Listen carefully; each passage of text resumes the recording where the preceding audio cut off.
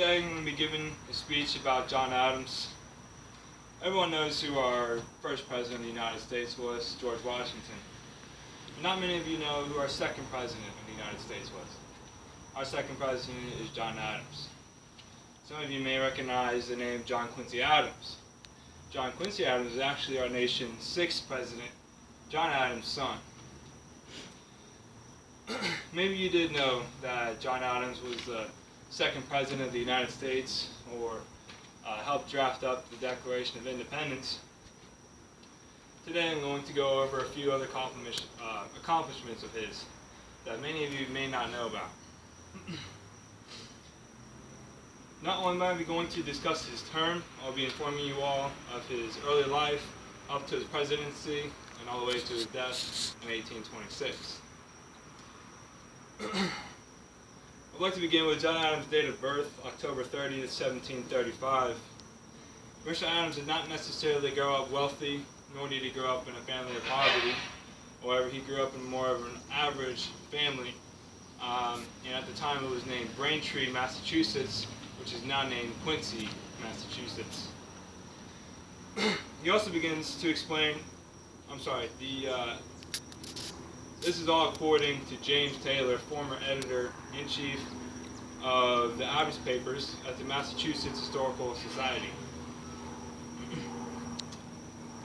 He also begins to explain how John Adams was a very outdoorsy person. He loved to fish, he loved to hunt, and he was very good at his scholarly studies. He actually excelled at those. He was accepted into Harvard University at the age of only 15 years old.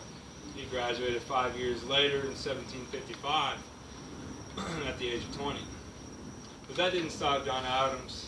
John Adams wanted to pursue his legal studies into becoming a lawyer.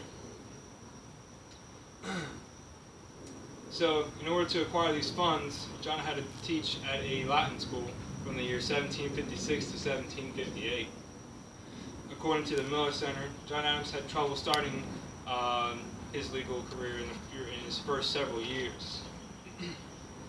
3 years after he opened up his first practice is when he finally won his first case. Then he started becoming successful, and then he met Abigail Smith, who later becomes his wife, Abigail Adams.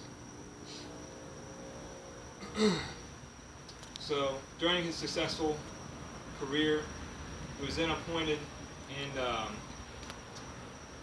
chose to be the defendant for the Boston Massacre case, where he defended two British soldiers who killed 5 civilians at the time.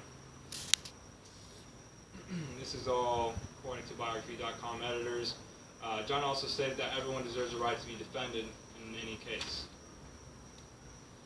According to the Encyclopedia of World Biography, John Adams and Thomas Jefferson were rivals in becoming the second president of the United States of America. With only a 3-vote difference, Adams won the election and left Thomas Jefferson for vice president of the United States. The date that Adams took office was March 4th, 1797. During his time in presidency in the year 1799, there was a feud between France and the United States. Everyone else wanted war and blood. However, John Adams wanted peace, even though he had a whole army at his disposal. So instead, John Adams wrote up a peaceful accommodation with the French, even though it infuriated many people in the office. So after the retirement of John Adams, him and his spouse returned to their family farm in Quincy, Massachusetts, where their son, John Quincy Adams, came in and out as he went to busy himself in public service, according to the Miller Center. 11 years later, in 1812, mutual friends of Thomas Jefferson and John Adams had joined them back together via mail. After then, they wrote mails back and forth to each other, hundreds of mails discussing political views, debates, policies, foreign policies, and all this legislation. 14 years later, they both died on the very same day, July 4th, 1826, which is the 50th anniversary of the United States Declaration of Independence. So, today we've gone over a few interesting facts about John Adams. A few other interesting facts about him is that he He was one in 10 presidents of the United States who only ran a single term. Other than that, the first 5 presidents, he was the only one that was non-Virginian, and also against it. So I believe as Americans, we should know a little bit about the Founding Fathers, where our national holiday, the 4th of July, comes from. John Adams is a remarkable man. I hope the knowledge gained from today, you will all be able to separate him from the crowd of other U.S. presidents. Thank you all for my speech.